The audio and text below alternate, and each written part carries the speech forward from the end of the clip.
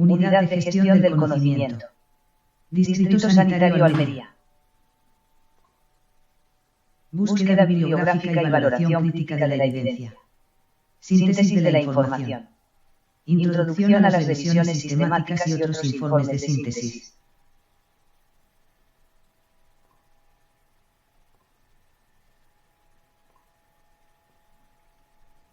Hola, ¿qué tal? Aquí me tenéis de nuevo.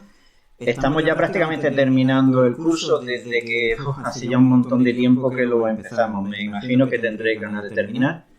Yo la verdad es que no. Yo seguiría hablando de búsqueda de evidencia el tiempo que hiciera falta. Bueno, hoy nos vamos a centrar, como decía, en la última parte del curso, ¿vale? Hoy nos vamos a partir la caja, nos vamos a descojonar hablando de síntesis, de evidencia, de informes de síntesis, de qué distintas formas de sintetizar toda esa información que hemos reunido a lo largo de nuestra búsqueda bibliográfica tenemos para usarla nosotros en nuestra práctica, ofrecérsela a nuestra organización, a nuestros compañeros, etc. Como os decía, hace ya mucho tiempo que empezamos.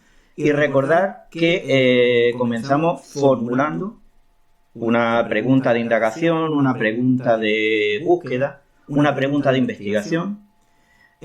Continuamos iniciando una estrategia de búsqueda y viendo cómo se transformaban esos elementos de la pregunta de investigación en descriptores o palabras clave que íbamos a utilizar posteriormente para hacer nuestra búsqueda bibliográfica en las bases de datos y en otros fondos de evidencia o en otros fondos documentales, ¿no? Después, recordad que continuábamos identificando cuáles eran las fuentes más útiles, las que nos ofrecían un rendimiento mayor en cuanto a la producción a la que éramos capaces de tener acceso. Seguidamente, vimos cómo se implementaba un proceso de búsqueda, qué pasos teníamos que seguir dentro de un fondo documental, dentro de un metabuscador, dentro de una base de datos, para conseguir recolectar la mayor cantidad de información posible. También vimos después cómo hacíamos una evaluación crítica, una selección de todo aquel material, casi siempre mucho material, que habíamos reunido en nuestra búsqueda bibliográfica. Y por último, que es lo que vamos a ver en esta unidad, vamos a ver qué estrategias tenemos para construir un buen informe de síntesis. Lógicamente, el mundo de las revisiones, especialmente el de las revisiones sistemáticas, es tremendamente complejo, es tremendamente extenso, pero aquí vamos a dar los rudimentos básicos de cómo hacer una revisión sistemática decente, por lo menos decente, y algún que otro informe de evidencia mucho más sencillo que una revisión sistemática que, bueno, a efectos de práctica clínica, de consulta clínica y de toma de decisiones rápidas no nos va a venir nada mal. Así que comenzamos en cuanto el ratón me deje. Aquí lo tenemos. Muy bien. Bueno, ¿qué entendemos por una revisión sistemática? Básicamente una revisión sistemática es un informe que sintetiza el contenido de la información relevante que hemos conseguido a través de una búsqueda bibliográfica sobre un tema concreto. Y esto es muy importante. Siempre que hay una revisión sistemática, intentar que no sean temas generales, porque son, desde el punto de vista estratégico y desde el punto de vista operativo, inabordables. ¿De acuerdo? Así que cuanto más concreto sea vuestro tema de interés y cuanto más concreto sea el contenido específico de una revisión sistemática, mucho mejor. Será mucho más operativo. Bien. Una característica muy importante de la revisión sistemática es que las unidades de análisis en una revisión sistemática no son los individuos que estudian los artículos del que procede la revisión sistemática, ¿vale? No son esos individuos que han estudiado esos artículos en particular, sino que son los mismos artículos en sí. En una revisión sistemática, la unidad de análisis no es el individuo, no es el sujeto, no es el paciente, sino el artículo o los artículos que estamos analizando. Y hay algo también muy importante en una revisión sistemática, y es que se trata de un proceso estructurado, de como dice su nombre, de un proceso sistemático. Y esta es la diferencia fundamental entre lo que debemos entender por una revisión sistemática y lo que se conoce por otros nombres, como por ejemplo una revisión narrativa, una revisión literaria. Ahora vamos a ver alguna que otra diferencia. Muy bien, como os decía, no todos los informes de síntesis son iguales. Vamos a hacer primero una pequeña distinción entre un informe de síntesis no estructurado. Si no tiene estructura, bueno, lo podemos llamar revisión narrativa, lo podemos llamar revisión literaria. Yo recuerdo antes, os lo digo porque ya son cada vez más difíciles de ver, en algunas revistas especializadas todavía hoy se ven, en algunos casos, publicados algunos artículos que se llaman artículos de opinión. Estos artículos de opinión son básicamente revisiones narrativas acompañadas de la opinión del autor o de los autores que lo realizan, ¿no? Pero ya os digo que cada vez se ven menos. A efectos de publicación en una revista de prestigio, ya es muy difícil que os acepten como manuscrito para ser publicado una revisión narrativa si no tiene una estructura determinada, si no se ha hecho con una metodología determinada, si en definitiva no se trata de una revisión sistemática. Esa es básicamente la diferencia entre una revisión narrativa, aquí lo tenéis, entre una revisión narrativa y una revisión sistemática. Y es que la revisión sistemática se hace con estructura, con un método definido y consensuado, lógicamente. Muy bien. Revisiones sistemáticas no solamente hay de un tipo, hay de varios tipos que os voy a contar ahora mismo. Cuando los datos que aportan los artículos que constituyen una revisión sistemática no se analizan, no se combinan estadísticamente, estamos hablando de una revisión sistemática cualitativa. Y ojo, no me confundáis una revisión sistemática cualitativa con una revisión de estudios cualitativos. No tiene nada que ver, ¿de acuerdo? ¿Qué pasa si los datos que aportan los artículos que se incluyen en una revisión sí son analizados estadísticamente, porque estamos ante una revisión sistemática con metaanálisis, o sencillamente un metaanálisis, ¿vale? Metaanálisis tenemos de muchos tipos, pero básicamente de dos. El primero es cuando se analizan los datos agregados. ¿Qué queremos decir que se analizan los datos agregados? Lo que queremos decir es que tomamos los resultados finales de los estudios que componen la revisión sistemática. En este caso, por ejemplo, en la diapositiva os he puesto un ejemplo de odds ratio. Puede ser odds ratio, puede ser riesgo relativo, pueden ser medias, por ejemplo, pueden ser porcentajes. Esos datos, esos estadísticos generales, se combinan entre sí, solamente ellos, y se ofrecen en un informe final que se llama metaanálisis de datos agregados. Pero ¿qué ocurre por el contrario si lo que hace el autor de un metaanálisis es tomar todas las muestras de los artículos que componen su revisión sistemática, unirlas para formar una macromuestra y volver a tratar todos los datos individuales estadísticamente? Pues que no estamos ante un metaanálisis de datos agregados, sino que estamos ante un metaanálisis de datos individuales. Esa es básicamente la diferencia entre un metaanálisis de datos agregados y un metaanálisis de datos individuales, entre otras formas de metaanálisis que hay, pero ya os digo que este no es el objetivo de esta presentación y ya lo trataremos en alguna otra actividad formativa que haremos específica sobre metaanálisis. Bueno, como os decía, vamos a comentar las diferencias fundamentales entre lo que entendemos por una revisión narrativa y una revisión sistemática. En cuanto a la pregunta de interés, no siempre está bien definida en una revisión narrativa. Sin embargo, en una revisión sistemática tiene mandatoriamente que estar bien estructurada y bien definida porque es la base para la búsqueda fundamentalmente y para la definición del tema de interés. En cuanto a la búsqueda de artículos, también se es más riguroso en las revisiones sistemáticas que en las revisiones narrativas. De hecho, en muchas revisiones narrativas no se detalla cuál ha sido el proceso de búsqueda de información primaria que luego terminará componiendo la revisión.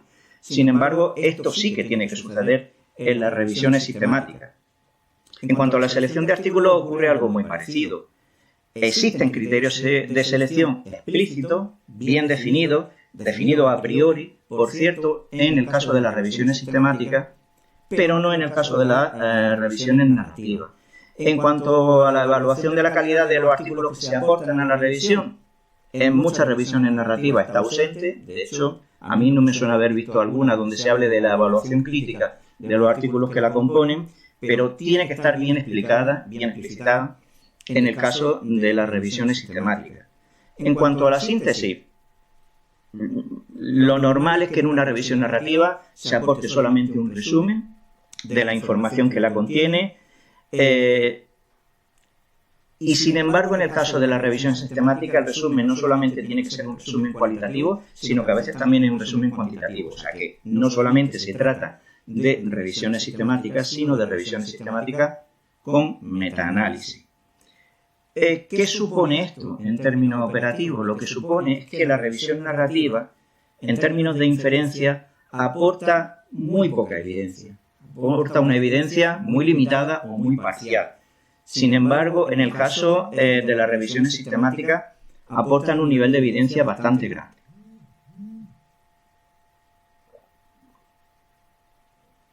Bien, ¿cuál es la estructura básica de una revisión sistemática? Esa estructura la vais a ver replicada en la mayoría de las revisiones sistemáticas de calidad que a partir de ahora comenzaréis a buscar en bases de datos, en la red.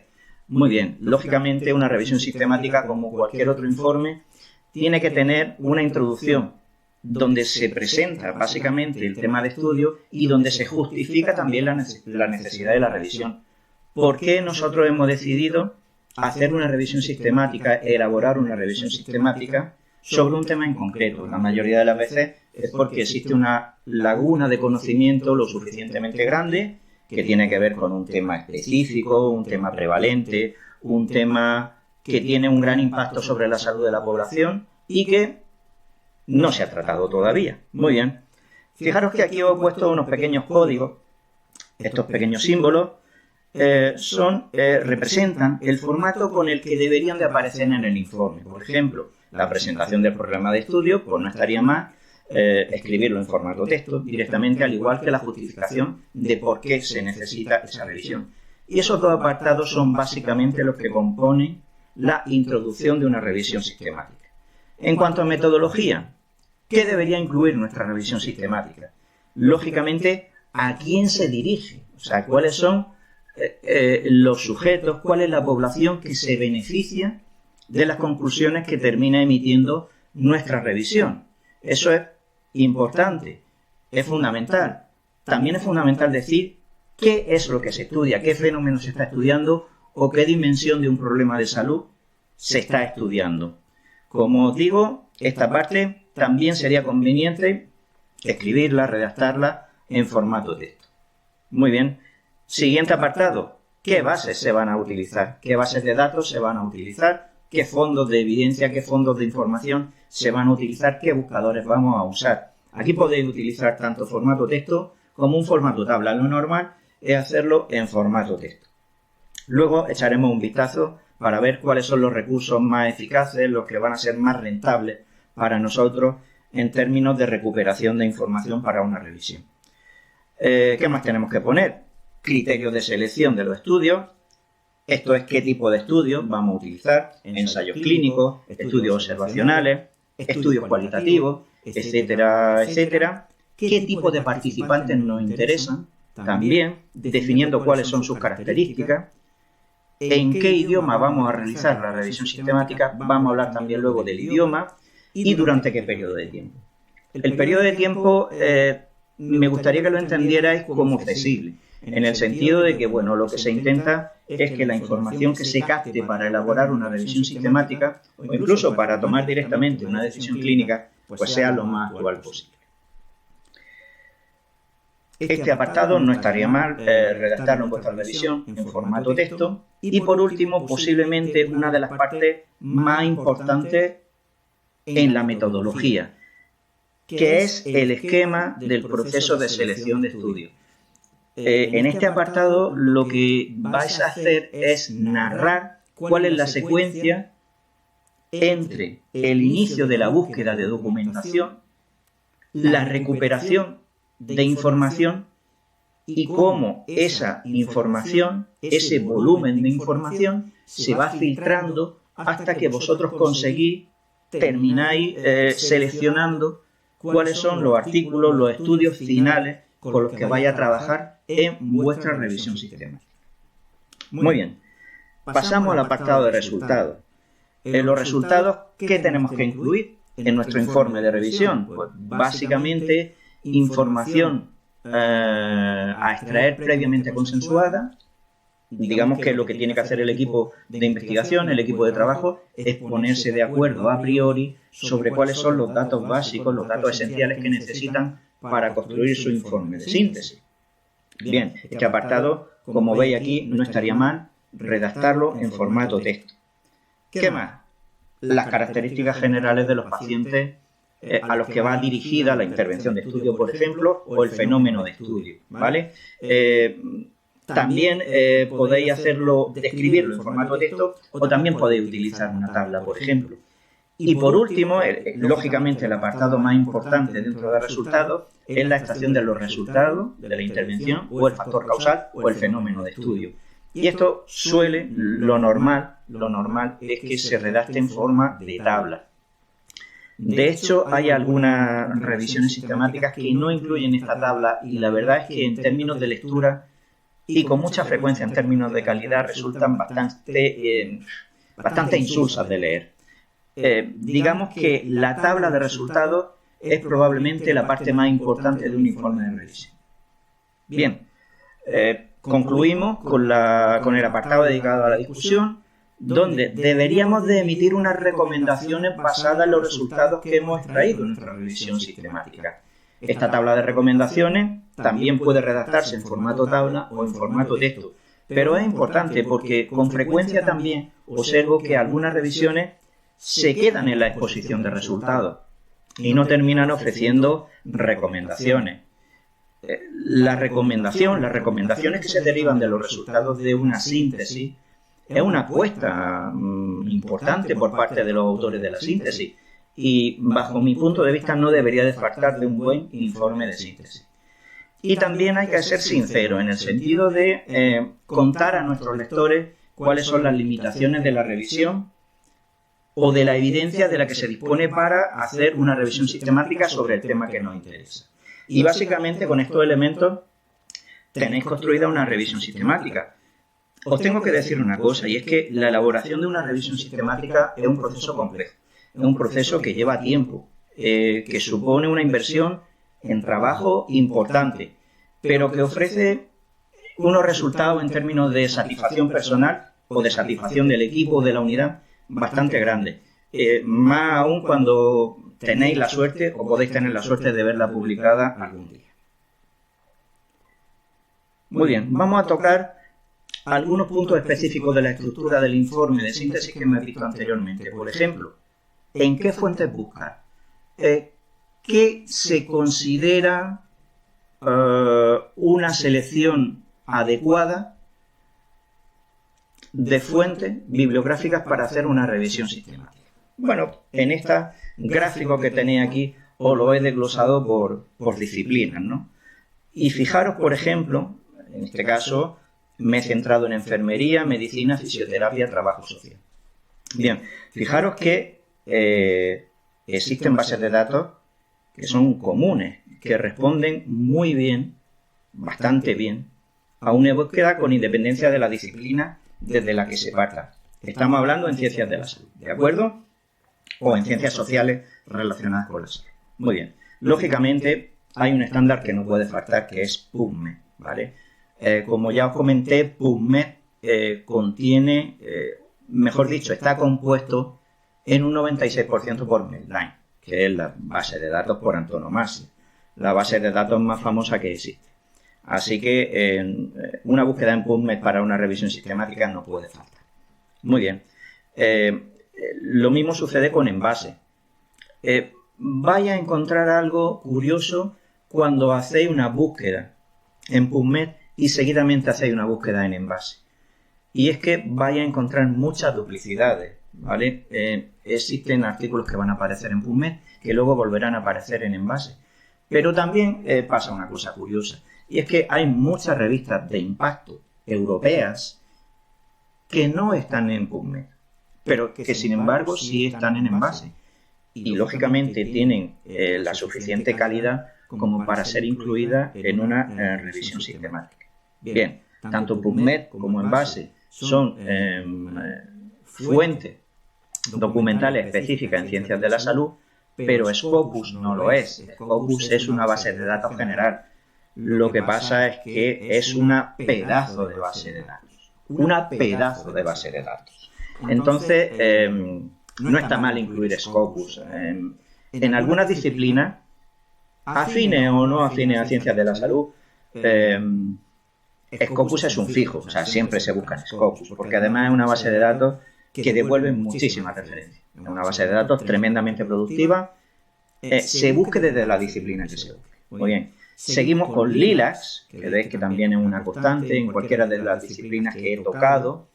Lilacs os va a ofrecer, va a poner a vuestra disposición el mayor fondo documental en castellano al que podéis tener acceso. Así que si vuestra intención es en realizar una búsqueda, una revisión en inglés y en castellano, pues Lilacs, que está dentro de la biblioteca virtual de salud, no debe faltar. Muy bien. Y ya si pasamos a alguna base de datos, fondo documental específico. CINAHL, en el caso, por ejemplo, de enfermería, es una metabase de datos, es una pedazo de base de datos. En términos de cuidado, no solo de enfermería, sino en términos de cuidado, no debería de faltar. PsycInfo también es un fijo, sobre todo en ciencias del comportamiento, psicología, psiquiatría, ciencias de la conducta, que no debería de faltar en una búsqueda médica, incluso en una búsqueda de enfermería o en una búsqueda de trabajo social. Aquí tenemos unas bases de datos que son muy específicas. Por ejemplo, aquí tenemos Pedro. Pedro es una grandísima base de datos relacionada con fisioterapia. A buen seguro los fisioterapeutas deben de conocerla porque la deben de consultar bastante. Y hay algunas bases de datos muy específicas en cuanto a trabajo social, que están muy relacionadas con ciencias sociales, con frecuencia con ciencias sociales, sociología, trabajo social, antropología, relacionadas con la salud. Aquí tenemos, por ejemplo, Asia, tenemos Sociological Abstracts, resúmenes sociológicos, y como siempre recomiendo PsycInfo porque, a pesar de que se llame así y de que su orientación sea básicamente conductual, tiene fondos documentales que a cualquier disciplina le pueden venir muy bien. Y aquí he incluido una base de datos curiosa, que es MIDIS. La base de datos MIDIS es una base de datos bastante restrictiva en cuanto a su acceso, pero la verdad es que tiene un fondo documental muy bueno para matronas. Así que, con independencia de que las matronas puedan encontrar información de relevancia en PubMed, en Embase, en CINAHL, incluso en Lilacs, lógicamente, MIDIS es una buena base de datos a consultar. Así que aquí tenéis una variedad tremendamente grande en cuanto a fondos documentales a consultar para realizar una revisión sistemática. Lo normal es incluir 4 o 5 fondos documentales, evidentemente los más importantes. Con eso se considera que una revisión sistemática, que la búsqueda para una revisión sistemática está correctamente hecha.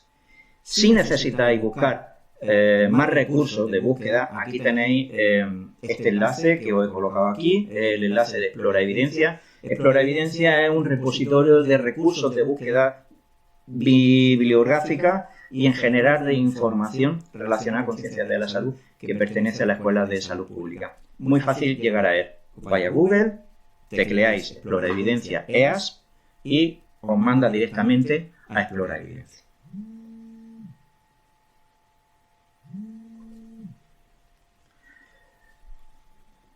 Muy bien. Vamos a echarle un vistazo por encima a cuáles son los criterios de selección que habitualmente se aplican a la hora de seleccionar artículos, estudios que terminen formando parte de nuestra revisión sistemática. Los criterios de selección son básicamente de 4 tipos, aunque lógicamente cada grupo investigador, cada equipo de trabajo puede establecer lo que ellos quieran, lo que ellos estimen oportuno. Pero aquí os presento 4 categorías. Básicamente los que están relacionados con criterios clínicos, ¿de acuerdo? Aquí os pongo un ejemplo, ancianos sin cardiopatía, ¿de acuerdo?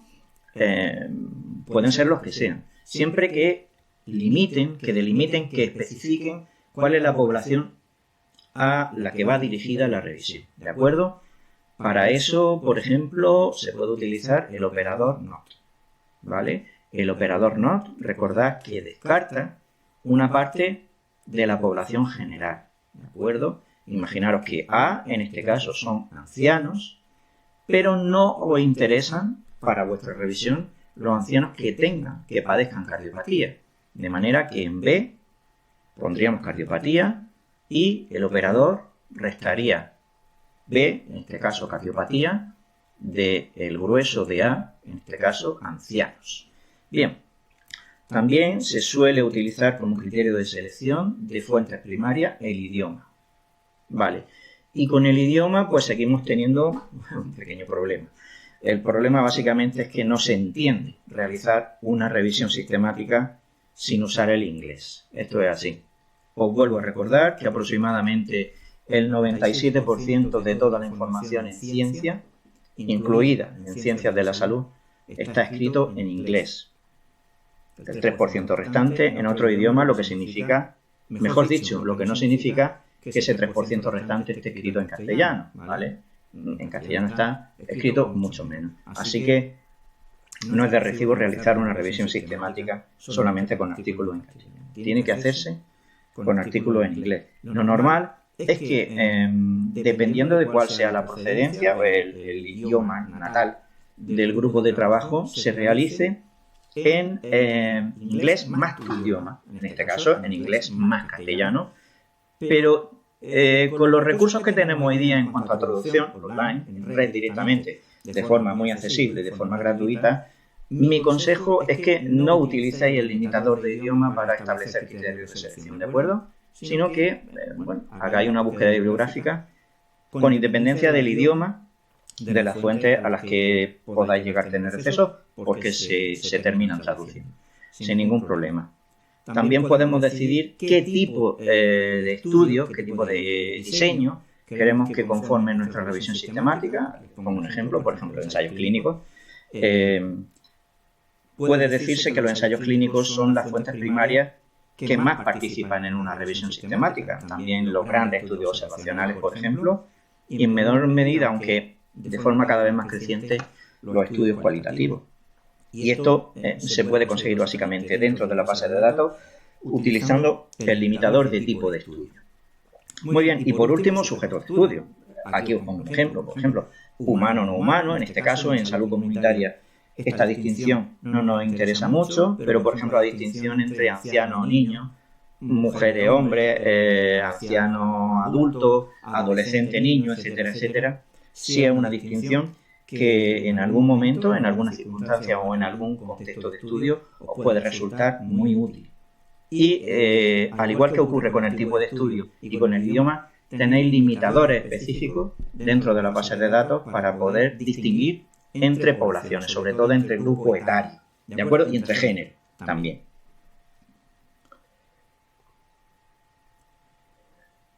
Muy bien. Un apartado muy importante, ya lo habíamos visto antes cuando analizábamos la estructura de las revisiones sistemáticas. Un apartado muy importante que es el flujo de procesos de selección de estudios. No puede faltar en ninguna revisión sistemática porque narra cuál es el periplo de un artículo desde que vosotros lo identificáis en una base de datos hasta que se desecha, en el peor de los casos, o termina formando parte de vuestra revisión en el mejor de ellos, ¿vale? Normalmente se representa con este flujograma que tenemos aquí, ¿de acuerdo? Donde hay una primera parte de identificación, sencillamente vosotros introducís las palabras clave, como siempre os he recomendado en el recurso de búsqueda avanzada de una base de datos, Y en este caso, por ejemplo, en este caso donde estamos utilizando de ejemplo esta revisión de Ramírez y colaboradores, efectos de ejercicio físico para el control de los factores de riesgo cardiovascular modificable en el adulto, publicada en 2015, vemos que el equipo de trabajo consiguió rescatar en primeras convocatorias, por decirlo así, 921 artículos. Muy bien. Estos 921 artículos iniciales comenzaron a sufrir restas. Y la primera resta, lógicamente, es ver cuántos artículos hay duplicados, cuántos artículos se han rescatado a la vez de una, dos o tres bases de datos, o las que sean. Esos artículos, lógicamente, hay que retirarlos para dejar solamente una versión. En este caso, se pierden 56 artículos y a partir de la primera selección, fijaros que solamente se trabaja con resúmenes durante este periodo de análisis. ¿Por qué? Porque manejar 921 artículos a texto completo, por muy grande que sea el equipo de trabajo, por mucho tiempo que tengáis, es prácticamente inviable.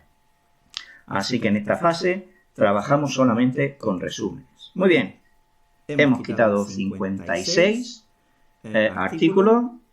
Si a 921 le restamos 56, se quedan en 860 artículos que pasan a ser revisados siempre en formato resumen. Hasta ahora, siempre en formato resumen. Muy bien. En formato resumen, ¿qué decisiones podemos tomar? Bueno, podemos tomar si el artículo responde a los criterios de selección que nosotros hemos pactado antes de nuestra revisión, antes de iniciar nuestra revisión. Porque se entiende que un resumen de calidad tiene que tener información suficiente como para poder tomar ese tipo de decisiones. Así que vemos que en la revisión de Ramírez, por esta razón, por ejemplo, las fuentes no respondían a los criterios de edad, de idioma, o de variables o otros criterios, se desecharon 766 referencias. Esto significa que después de este primer descarte, se han quedado en 99 artículos. Estos 99 artículos, que son artículos potencialmente elegibles, sí que deberían de empezar a revisarse a texto completo para buscar información más precisa que determine si esa elegibilidad potencial se puede transformar en criterios de inclusión definitiva. Muy bien, vemos que después de leerse 99 artículos a texto completo, el equipo decidió que se podían excluir 52 porque definitivamente no terminaban de ajustarse a la orientación de la revisión o a los criterios de inclusión de la revisión o a cualquier otro motivo que hiciese que sencillamente se descartasen. ¿De acuerdo? De manera que se quedaron definitivamente, como tenéis aquí, en 47 artículos. De manera que esta revisión sobre factores de riesgo cardiovascular modificable en el adulto se construyó a partir de estas 47 fuentes. Fijaros que pasamos desde una búsqueda inicial de 921 por este recorrido, por este flujo, hasta los 47 artículos definitivos con los que se construyó esta revisión.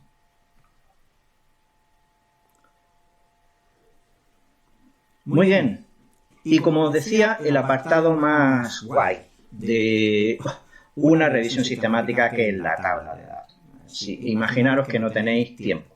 Nunca tenemos tiempo, ¿vale? Y llega a vuestras manos una revisión sistemática y vosotros tenéis la esperanza de que esa revisión sistemática dé respuesta a alguna incertidumbre que tenéis en vuestra actividad profesional o a algún problema que queréis resolver. Si no tenéis tiempo, lógicamente, lo normal es tirarse de cabeza directamente a la tabla de resultados, porque la tabla de resultados básicamente es lo que concentra el grueso de la información de importancia. Bien, vais a encontrar montones de formatos de tablas de resultados, muchos de ellos, pero esta revisión de Tapia y colaboradores sobre un programa de actividad física para reducir el sobrepeso y la obesidad en jóvenes en edad escolar, publicada en este año 2020, tiene unos apartados que a mí me han gustado bastante y que son los que a mí personalmente me gustaría ver en toda revisión sistemática de calidad, ¿vale? El primero es el de el autor y el año para identificar el artículo de donde proceden los datos. No se suelen poner los nombres de todos los autores. Basta con el primer autor y el año de publicación. Tampoco se suele escribir la referencia completa del artículo. Esa referencia completa del artículo la podréis consultar al final de la revisión sistemática en el apartado de referencia o de bibliografía. ¿De acuerdo? Conveniente también es identificar alguna característica de los sujetos de estudio. En este caso, este autor ha incluido la edad. Os digo, no olvidéis que todos estos datos están incluidos en los artículos fuente con los que se ha construido esta revisión sistemática. ¿De acuerdo? Bueno, fijaros que en esta tabla hay 1, 2, 3, 4, 5, 6 artículos. Esta tabla es más larga, o sea, esta revisión sistemática no se construyó solamente con 6 artículos, sino con más. Yo, por motivos de espacio, he seleccionado solamente 6. Bueno, pues aquí tenéis el rango de edad de los sujetos que cada uno de estos artículos, que cada uno de estos estudios investigó, la etapa educativa en la que se encontraban, primaria, secundaria, en este caso, está muy bien porque te da idea de cuál es el contexto en el que se ha realizado el estudio, el ámbito de investigación, etcétera, etcétera, y esos datos se suman a datos como, por ejemplo, la edad, que hacen que tú entres en situación de en qué contexto y con qué pacientes se han desarrollado los estudios que componen esta revisión. Muy bien. Otra cosa importante, aquí lo tenéis en estos dos apartados, es describir la intervención que estamos analizando. En este caso, se hace con dos columnas, con dos tipos de datos. Primero, datos relativos a la intensidad del ejercicio físico, ¿de acuerdo? Aquí lo tenéis descrito, moderada, vigorosa, etcétera, etcétera. Y algo más específico, de qué elementos estaba constituido el protocolo, ¿vale? En este caso, por ejemplo, aquí tenéis esta referencia de Gutin y colaboradores de 2002, donde dice que el protocolo estaba compuesto por 5 sesiones semanales, con una duración del programa total de 8 meses, el tiempo por sesiones era de 60 minutos y el tiempo de actividad física semanal era de 300 minutos por semana. De manera que estos datos añaden mucha más información al contexto clínico en el que se desarrolló la investigación, no solamente el tipo de paciente, el contexto donde se desarrolló la investigación, sino también el protocolo de intervención que se implementó. Y por supuesto esto da idea a la hora de tomar decisiones clínicas, lógicamente. Básicamente a la hora de copiar, de trasladar cuál es la naturaleza, cuáles son las características de las intervenciones que se prueban en estas investigaciones y trasladarla a vuestro escenario clínico para hacer vosotros exactamente lo mismo. Y lógicamente tenéis que saber, aquí lo tenéis en esta columna, qué resultados se han obtenido. Por ejemplo, en esta primera referencia, con este protocolo de intervención sobre esta población, se ha obtenido una disminución del porcentaje de grasa corporal. En este estudio, con esta población y con este protocolo de intervención, se ha obtenido una disminución del índice de masa corporal y así cada estudio va narrando cuáles han sido los resultados que se han ido obteniendo. Bien, antes de pasar a la siguiente diapositiva, vemos que también se ha incluido el valor de la P, ¿de acuerdo? Para dar una idea, en este caso, de la fiabilidad estadística que pueden tener los hallazgos que han aparecido en cada uno de los estudios que componen la síntesis, ¿de acuerdo? Y por último, en la última columna, en este caso, este autor, Tapia, ha incluido el tipo de estudio, el tipo de diseño que tenían los estudios que han terminado formando parte de su revisión sistemática. En este caso, estudios cuasi experimentales, la mayoría, excepto este, que es un estudio longitudinal, ¿de acuerdo? Así que básicamente estos son los componentes estructurales mínimos, esenciales, que no pueden faltar de una buena tabla de datos para poder ser bien interpretada.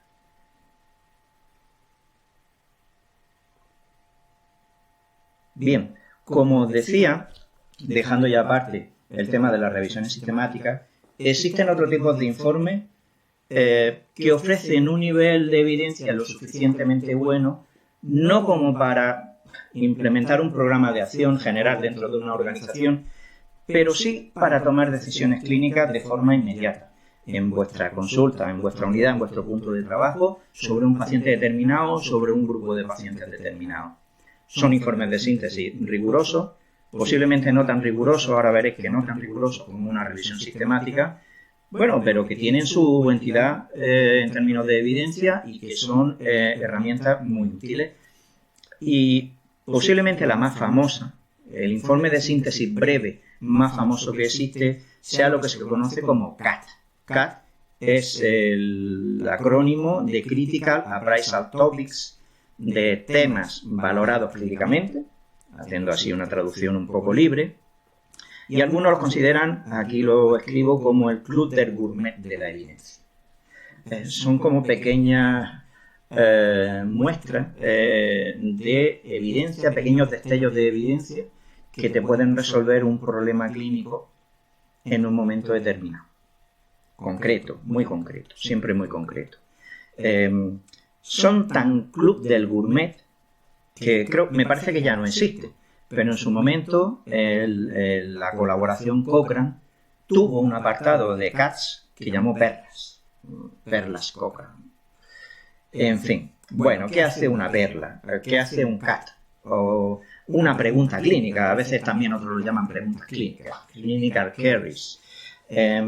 Lo que hacen básicamente es dar respuesta clínica inmediata a problemas de salud que son tremendamente específicos. A veces son más específicos incluso que los temas que trata una revisión sistemática, basándose en la mejor evidencia disponible.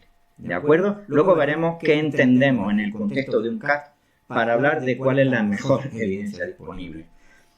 Bien, suponen una fuente prefiltrada con selección estratégica de artículos relacionados con terapia, diagnóstico, pronóstico, etiología, en fin, la parte que vosotros queráis. ¿Por qué decimos que se trata de fuentes prefiltradas? Porque habitualmente en un informe de síntesis tipo CAT se trabaja con muy poquitos artículos de base. En una revisión sistemática se trabaja con un número mayor de artículos de base, pero en un CAT se suele trabajar con frecuencia con un artículo lógicamente muy bueno, metodológicamente sin tacha, muy bueno y muy actual también. Luego veremos algo de esto.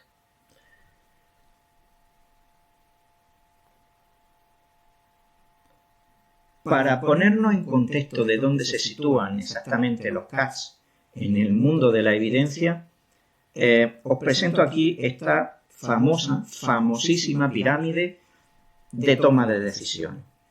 Esta pirámide procede de este estudio de Haynes, que es un clásico. Se publicó en el año 2006 en la revista Evidence-Based Medicine y sigue tan actual como siempre, aunque yo modestamente me he tomado la libertad de introducir un pequeño cambio. Bueno, fijaros que en este artículo de Haynes, ¿vale? Se presenta esta pirámide que él llama de las 5 S. Pero sin embargo, veis que aquí hay 6 pisos, 6 estratos. Esa ha sido mi pequeña aportación. Introducir algo que no recuerdo si existía ya en 2006, pero si existía no tenía tanta importancia, que era esta S que tenemos aquí, la de Social Nets, la de redes sociales. Porque hoy día las redes sociales son una fuente de información clínica tremendamente importante.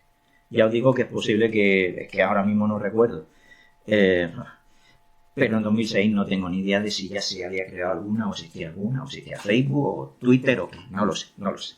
Bien, bueno, el caso es que si nos atenemos a lo que dice la pirámide, esta primera S corresponde a self, a uno mismo, en el sentido de que la primera fuente de información que tiene un clínico es su propia experiencia, ¿vale? Nosotros tiramos con frecuencia, básicamente de nuestra experiencia, para tomar decisiones clínicas que atañen a nuestros pacientes, a la población que atendemos. Por eso esa primera S es la S de self, de uno mismo, de nuestra propia experiencia. La segunda es la que yo he introducido. La verdad es que las redes sociales, especialmente Twitter, sobre todo, tiene un poder de diseminación de información tremendo. y muchas decisiones clínicas que a veces se basan en la experiencia y otras veces se basan en la evidencia, se comparten a través de esta red social. Así que yo he tomado la decisión por eso de actualizar esta pirámide. Bien, en el tercer y cuarto puesto tenemos los sumarios, la síntesis, la sinopsis. Y aquí es precisamente entre estos dos pisos de la pirámide donde se sitúan los CATs. ¿Por qué? Porque los CATs tienen el grado de inmediatez, el grado de brevedad y el grado de evidencia suficiente como para constituirse en un elemento de consulta clínica tremendamente flexible, útil y rápido. Después, lógicamente, en los pisos más importantes, los pisos más basales, más bajos, más anchos, se encuentran las revisiones sistemáticas primero y luego los artículos originales. Hay un poco de discusión de dónde colocar a los artículos originales, porque a mí me da la impresión, a mí particularmente me da la impresión de que la consulta de artículos originales no está tan baja. Está un poquito más arriba, pero bueno, el señor Haynes decidió en este caso, y en 2006, que esto era así. En fin, algún día nos tomaremos un café con él y discutiremos dónde se encuentran realmente los artículos originales en cuanto a fuente de consulta directa. Muy bien, ¿cómo se construye un CAT? La construcción inicial de un CAT es muy parecida a la construcción inicial de cualquier otro informe de síntesis, de una revisión sistemática, por ejemplo, porque lo que hacemos inicialmente es transformar un problema clínico en pregunta pico. Básicamente hacemos eso. ¿De acuerdo? Una vez que tenemos la pregunta pico con todos sus elementos constituidos, imaginaros que es una pregunta pico. Acordaros que tenemos montones de formatos de preguntas, pero vamos a trabajar a modo de ejemplo con una pregunta pico. Paciente, intervención, comparación, resultados. ¿De acuerdo? Bien. Como siempre, transformamos los elementos de la pregunta en descriptores o palabras claves de búsqueda. ¿De acuerdo? Esa parte del proceso es exactamente la misma que cuando vamos a buscar información con cualquier otra intención. ¿De acuerdo? Bien. Aquí sí que empiezan a variar ya las cosas, porque no hacemos una búsqueda completa, una búsqueda exhaustiva. No pretendemos buscar todo lo que ha publicado acerca de nuestro tema de interés, sino que intentamos localizar aquello que algunos teóricos de la evidencia llaman una búsqueda core, ¿vale? Una búsqueda central, una búsqueda nuclear. Esa búsqueda nuclear consiste en hacer una selección de lo metodológicamente mejor que se ha publicado acerca de un tema, de nuestro tema de interés, en los últimos años. La búsqueda core tiene dos características. Una búsqueda tremendamente centrada en cuanto a calidad metodológica, primero, y segundo, una búsqueda de información muy reciente, o sea, lo publicado en los muy últimos años acerca de nuestro tema de interés. Muy bien. La información recolectada en una base de datos tampoco se escapa de un análisis crítico para responder a la pregunta. ¿De acuerdo? O sea que debe analizarse metodológicamente el artículo de origen o los artículos de origen. No suelen pasar más de 2, 3 los artículos que constituyen un CAT para ver si realmente tienen la calidad metodológica suficiente como para ser tenidos en cuenta, como para ser incluidos. Y por último, pues se elabora un informe final. Evidentemente, el informe final de un CAT no es tan extenso como una revisión sistemática, por ejemplo. Un informe breve, a veces físicamente un informe que ocupa solamente la cara de un folio, una página, un pantallazo, con el objeto precisamente de que sea fácilmente leíble, de que tenga una accesibilidad rápida y de que tenga una consulta rápida para que el clínico tome una decisión rápida en su lugar de trabajo.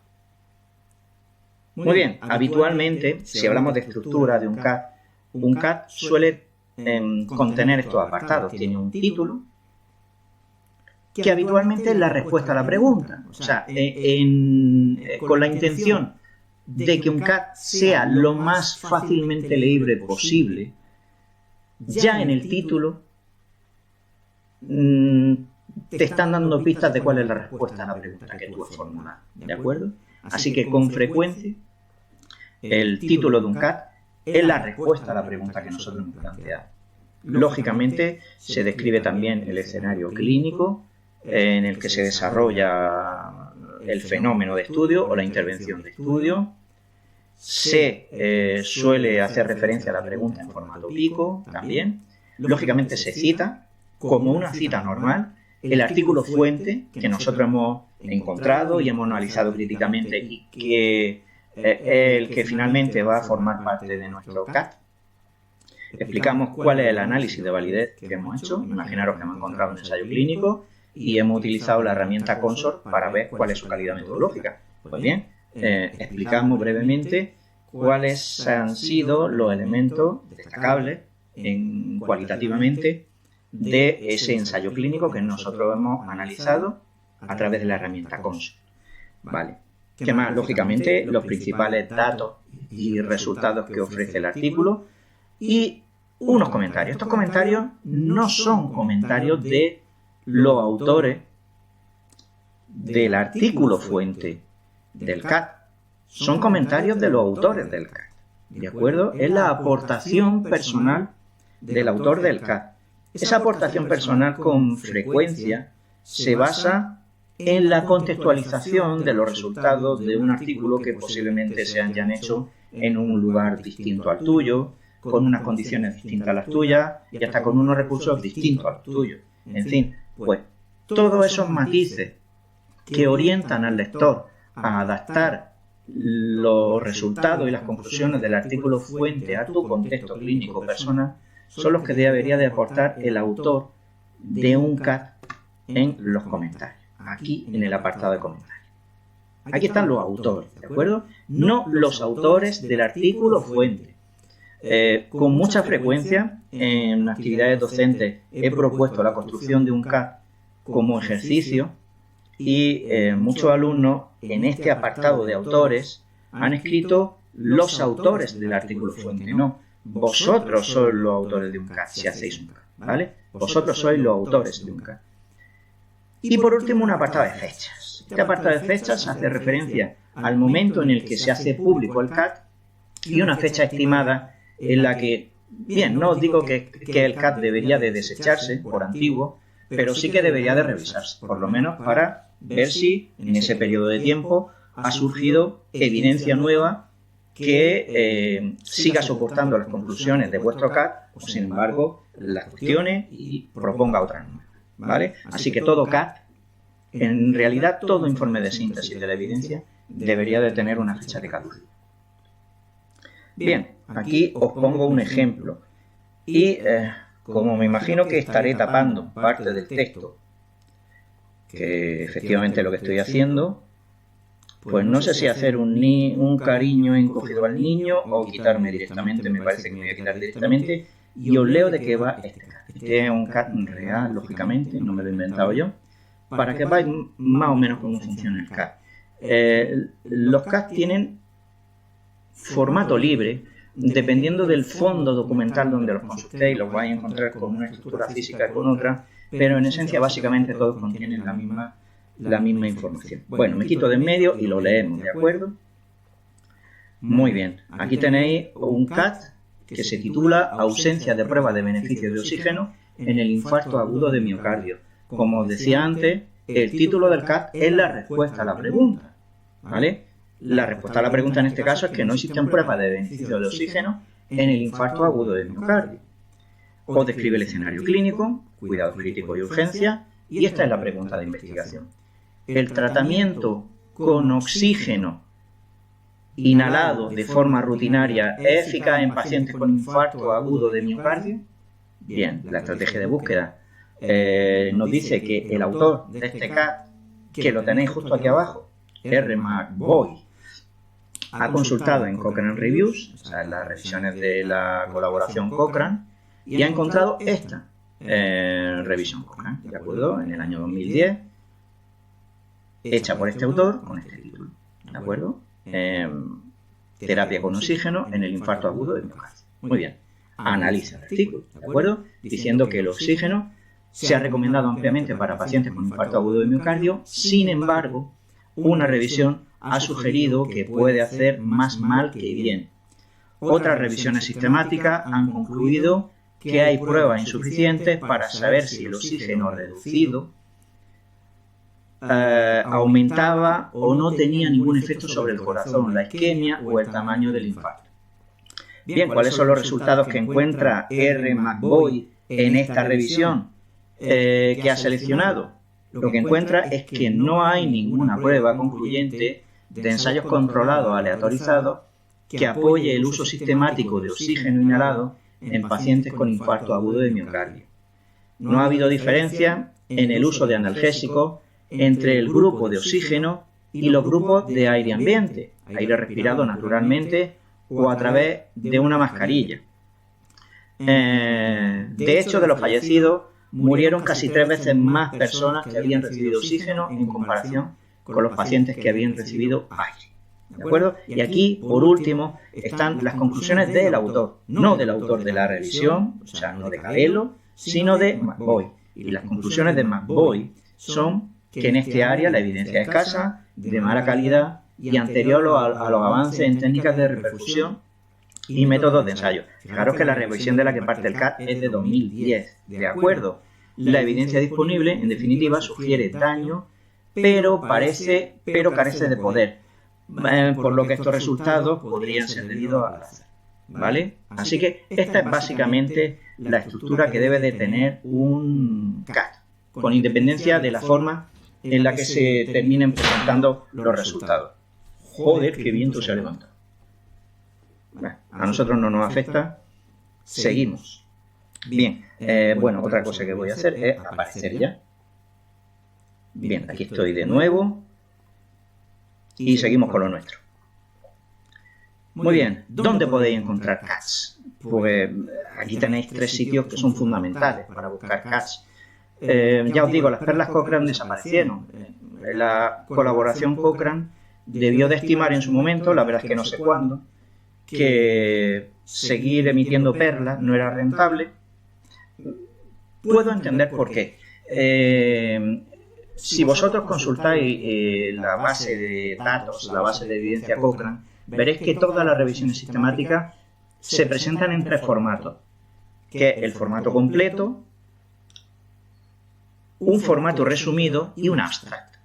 Ese abstract, ese mini resumen de la colaboración Cochrane, tiene una estructura muy parecida a un CAT. Así que en algún momento determinado, la colaboración Cochrane debió de entender que hacer CATs, perlas, en este caso por un lado, y mini resúmenes por otro, era como un trabajo redundante y bueno, las sacrificadas pues fueron las perlas, ¿de acuerdo? Pero es una pena porque la verdad es que tenían un nombre muy bonito. Muy bien, ¿qué os recomiendo para buscar CATs? Os recomiendo, en castellano, por supuesto, Previt de Murcia Salud, también es un clásico, ¿de acuerdo? Aquí es donde muchísima gente hace sus consultas de preguntas clínicas en castellano porque la verdad es que está muy bien. Un fondo que se creó hace ya años, va creciendo continuamente, se va alimentando continuamente y ahora mismo es un fondo documental de primera línea, es súper estimado, muy estimado. Bien, otros 2 que también son clásicos y son ya antiguos, son los veteranos, son los decanos posiblemente, que son estas 2 publicaciones que creo que pertenecen a British Medical Journal, me parece, que son Evidence Based Medicine y Evidence Based Nursing. Tienen formato de revista digital y incluyen artículos dentro de su contenido, pero estos artículos son CATs, ¿de acuerdo? No son artículos originales, son básicamente informes de síntesis, mini informes de síntesis que realizan en base a un artículo fuente en relación a un tema de salud concreto, ¿de acuerdo? Se creó primero Evidence Based Medicine y después se creó Evidence Based Nursing. Hubo secuelas posteriores que ahora mismo tampoco consigo encontrar, como fueron Evidence Based Dentistry para odontólogos y Evidence Based Midwifery para matronas, y creo que alguna que otra más. Pero ahora mismo ya os digo que no la encuentro. Posiblemente hayan desaparecido también para dejar solamente estas 2 matrices, ¿no? De Evidence Based Medicine y Evidence Based Nursing. Muy bien, estamos terminando esta unidad y el curso. Lógicamente, a esta unidad va asociada a una práctica. Es una práctica muy sencilla, un ejercicio muy simple, pero en el que vais a terminar construyendo una mini revisión sistemática, partiendo de la elaboración de una pregunta de investigación, haciendo una transformación en palabras clave, estableciendo una pequeña estrategia de búsqueda y haciendo una mini selección de solamente 2 artículos para construir una tabla de resultados. Ya veréis que es muy sencillo, pero ya veréis cómo os vais a divertir realizando ese trabajo práctico. Muy bien. En cuanto a lecturas de la unidad que os recomiendo, pues bien, 2 artículos que tienen que ver con los 2 tipos de informes de síntesis que hemos visto en esta unidad. El primero es este artículo de García Campos, que es un podólogo, ¿vale? Que se llama Temas evaluados críticamente, un aprendizaje basado en la evidencia, escrito en la revista El PEU catalán, El PIE, una revista de podología, del año 2008, ¿de acuerdo? Un muy buen artículo. De hecho, en este artículo se propone una estructura de CATS que a mí personalmente es la que más me gusta y es la que yo utilizo para realizar mis CATS o para docencia. Y bueno, también os recomiendo este artículo que sí que es un pedazo de clásico, ¿de acuerdo? Está escrito en el año 2011 en la Revista Española de Cardiología por Ferreira y colaboradores y es posiblemente en castellano de lo mejorcito que hay escrito en cuanto a metodología de revisiones sistemáticas y metaanálisis. Es un pedazo de artículo que no puede faltar en una buena mesa de evidenciólogo. Muy bien, se utiliza en todos sitios, se utiliza como lectura obligada, como fuente de consulta, etcétera, etcétera. Ya os digo que es un artículo ineludible. Leeros por favor estos 2 artículos, especialmente el de revisiones sistemáticas, porque alguna preguntilla del test de evaluación del curso tiene que ver con lo que dice en él. ¿De acuerdo? Muy bien. Os incluyo también algunos documentos de interés. Aquí tenéis, por ejemplo, este manual, porque esto no es un artículo, es un manual.